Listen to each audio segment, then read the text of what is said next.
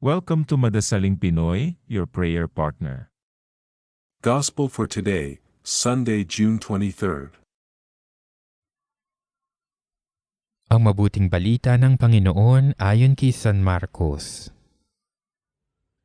Noong araw na yaon, habang gumagabi, sinabi ni Jesus sa mga alagad niya, "Tumawid tayo sa ibayo." Kaya't iniwan nila ang mga tao at sumakay sa bangkang kinalululanan ni Jesus upang itawid siya. May kasabay pa silang ibang mga bangka. Dumating ang malakas na unos.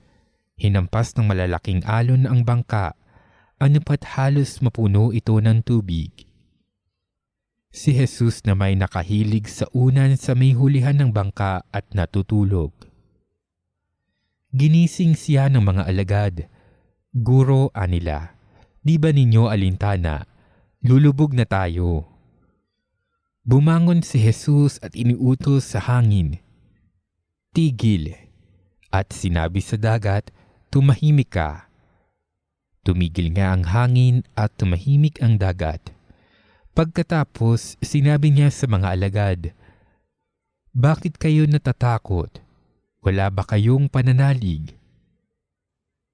Sinidlan sila ng matinding takot at panggigilalas at nagsabi sa isa't isa, "Sino nga kaya ito at sinusunod maging ng hangin at ng dagat?" Ang mabuting balita ng Panginoon.